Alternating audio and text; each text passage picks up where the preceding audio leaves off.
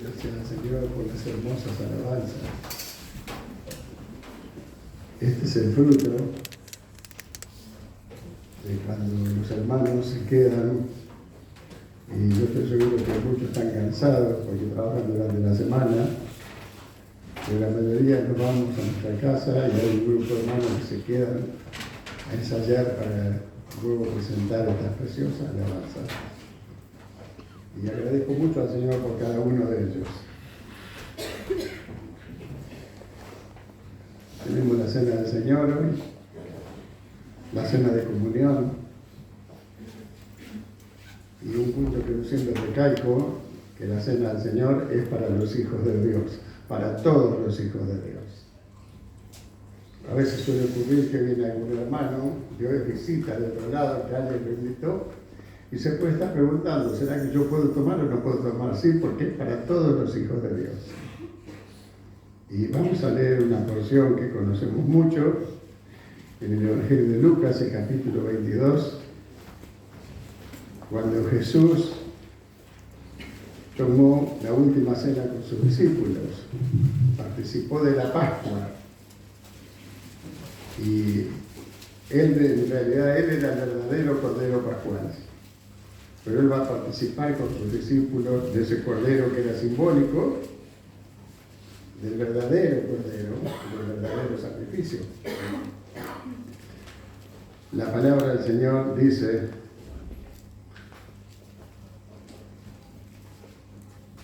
Lucas, el capítulo 22, desde el versículo 14, en el nombre de nuestro Señor Jesucristo.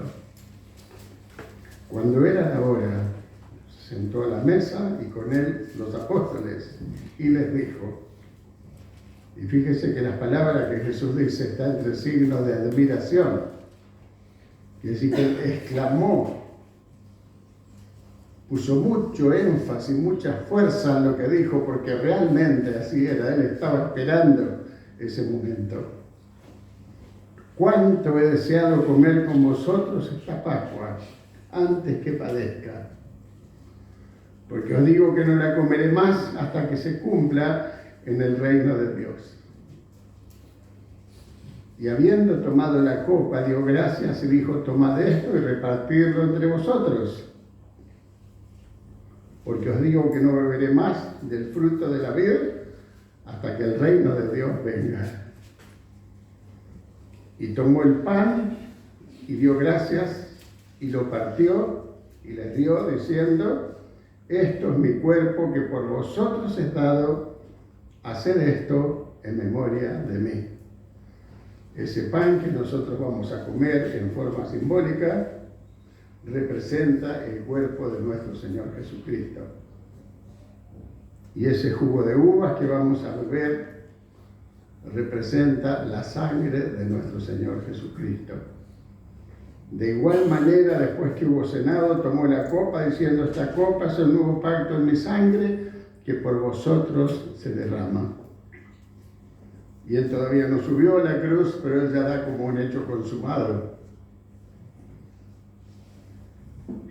Y dice, esta copa es el nuevo pacto en mi sangre. Está dando por terminado el antiguo pacto de la ley, que estaba refrendado por la sangre de animales. Y Dios aceptó a través de todo el ministerio de la ley, más o menos 1500 años, Dios aceptó sus sacrificios de animales, aunque eran imperfectos. Pero Dios los aceptaba porque Dios sabía que un día iba a venir el verdadero sacrificio. El verdadero cordero iba a ser ofrecido, como dijo Juan el Bautista. Y está dando por comenzado el nuevo pacto, el pacto de la gracia, refrendado, garantizado por su propia sangre. Esta copa es un nuevo pacto en mi sangre que por vosotros se derrama. Y hasta ahí llegó la ley, hasta la cruz. El hermano José siempre decía, hasta que comenzó a caer la primera gota de la sangre del Señor Jesucristo. Ahí terminó su ministerio de ley. Y ahora estamos bajo la gracia. Y somos tan privilegiados por estar en esta dispensación de la gracia. Vamos a leer también en la primera epístola a los Corintios, capítulo 11, desde el versículo 23, en el nombre de Jesús. Y dice el apóstol Pablo: porque yo recibí del Señor lo que también os he enseñado. Que el Señor Jesús, la noche que fue entregado, tomó pan. Y habiendo dado gracias, lo partió y dijo: tomad, comed, esto es mi cuerpo, que por vosotros es partido, haced esto en memoria de mí. Los 4 evangelistas, los que escribieron los 4 evangelios, con diferencia de algunos matices o detalles, todos nos mencionan este acto de la Cena del Señor. Ellos fueron testigos presenciales y el apóstol Pablo no fue testigo presencial, pero él recibió del Señor esta enseñanza y la recibió como doctrina para la iglesia. Por eso dice: yo recibí del Señor lo que también os he enseñado. Asimismo tomó también la copa después de haber cenado, diciendo: esta copa es el nuevo pacto en mi sangre. Haced esto todas las veces que la bebieres en memoria de mí. Estamos recordando su muerte, su sepultura y su resurrección. Y al mismo tiempo también estamos recordando que Él va a venir, Él va a volver. Y no va a volver ya a ser humillado, a ser azotado, a ser crucificado. No. Él va a venir a buscar a su pueblo en todas sus filas, la primera fila, la segunda fila, y después va a volver, se va a manifestar visiblemente, porque para venir a buscar a su esposa y las diferentes filas, Él va a mandar a sonar la trompeta. Pero después se va a manifestar visiblemente, va a venir como juez. Ya no va a ser castigado, va a ser flagelado como juez. Él ganó ese derecho en la cruz, ganó el derecho a juzgar, también el derecho a reinar. Y como sabemos, su Padre le va a entregar el dominio universal, su trono, su corona, su esposa, y Él va a reinar por 1000 años. Él va a reinar por 1000 años. Y cuando Jesús dice: hasta que lo beba en el reino, está hablando del milenio. Está hablando del milenio.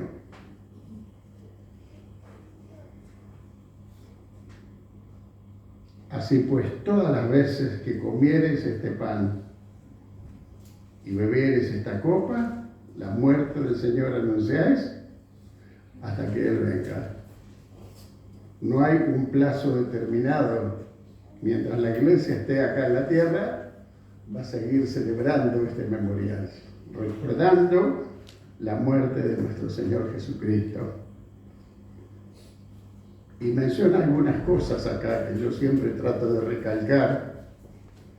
Dice: de manera que cualquiera que comiere este pan o bebiere esta copa del Señor indignamente, será culpado del cuerpo y de la sangre del Señor.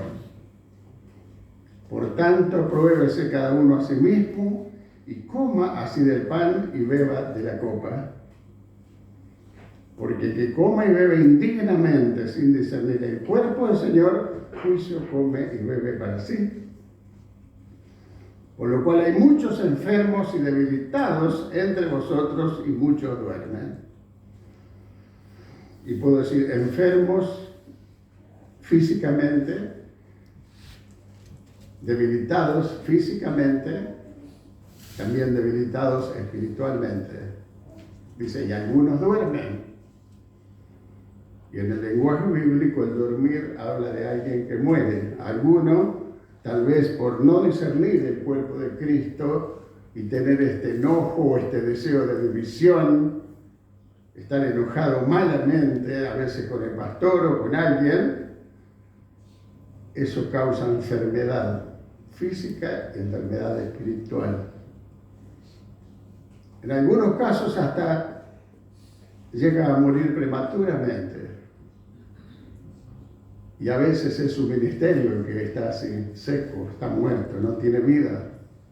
No tiene vida. ¿Por qué? Por no estar discerniendo el cuerpo de Cristo. Y le voy a volver a contar algo que tuve una experiencia yo hace bastantes años, cuando yo estaba cursando la escuela bíblica. Se había armado una polémica no pequeña, había una familia que afirmaba que a los niños de la escuela dominical no se les puede administrar la cena del Señor, dice. Y decía, porque ese niño, dice, no sabe discernir el cuerpo de Cristo. Y estaba hablando totalmente de otra cosa. Estaba queriendo expresar este hermano que los niños no entienden muchas cosas. Y es cierto que los niños no entienden muchas cosas. Estoy absolutamente de acuerdo, pero también es absolutamente cierto que los niños creen. Y creen con una pureza y una decisión que yo quisiera tener siempre. Y yo no tomo en poco, y Dios mucho menos que yo va a tomar en poco, cuando un niño le dice a su maestra de la escuela dominical, quiero recibir al Señor. Quiero recibir al Señor. Pero cuando habla de no discernir el cuerpo de Cristo, habla de alguien que tiene división en su corazón, que tiene enemistad, que está enojado con la doctrina, está enojado con el pastor, está enojado con la escuela bíblica y lo manifiesta y lo declara. Vuelvo a leer.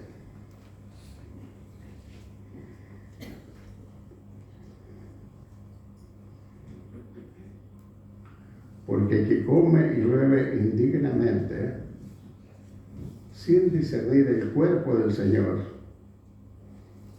quiere decir, está enojado. En su corazón está dividido, está separado. Y se comienza a enfermar, se comienza a debilitar espiritualmente. Por eso que la palabra nos dice en el versículo 28, pruébese cada uno a sí mismo. Y coma así del pan y beba de la copa. Tenemos el espejo que es la palabra del Señor. Ahí nos vemos. Si nos miramos honesta y sinceramente a la luz de la palabra, ahí nos vemos, ahí nos dice qué es lo que está mal.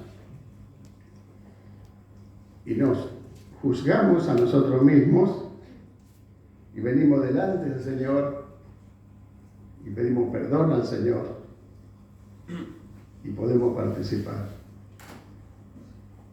Pero ese pedido al Señor tiene que ser sincero. Como yo siempre digo, no tiene que ser algo para salir del paso y poder participar de la cena y después seguir igual. Por tanto, pruébese cada uno a sí mismo y cómase del pan y beba de la copa. Porque el que come y bebe indignamente, sin discernir el cuerpo del Señor, juicio come y bebe para sí. Y acá no dice, ni yo estoy diciendo, ni acá dice, que el que no quiere arreglar con el Señor se va a ir al infierno. No, ninguno pretenda entender eso, porque yo no estoy diciendo eso. Pero dice, juicio come y bebe para sí. Y Dios no va a tratar con ninguno de sus hijos como trata con los impíos. No va a mandar ninguno de sus hijos al infierno. Pero si es necesario, Él va a enviar un juicio. A veces el juicio es por enfermedad, por pobreza. Y cuando es un caso demasiado duro, demasiado difícil y rebelde, hasta le puede llegar a cortar la vida natural. Y que mire qué importante que es esto de juzgarnos a nosotros mismos. Fíjese el resultado de no juzgarse en el versículo 30. Por lo cual hay muchos enfermos y debilitados entre vosotros.